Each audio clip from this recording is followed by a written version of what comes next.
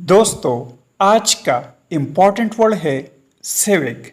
Civic का क्या मतलब है, आइए सीखते हैं आज की इस छोटी सी वीडियो में। सिविक का उर्दू मतलब है शहर का या शहरी।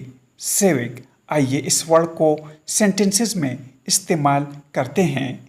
ही took part in civic activities. इसका मतलब है उसने शहरी सरगर्मियों में हिस्सा लिया। Civic duty is important in society. इसका मतलब है शहरी फर्ज माशरे में अहम है। एक्टिविटीज़ मीन्स सरगर्मियाँ। दोस्तों चैनल को सब्सक्राइब करें और वीडियो को लाइक और शेयर ज़रूर करें। Thanks for watching this video.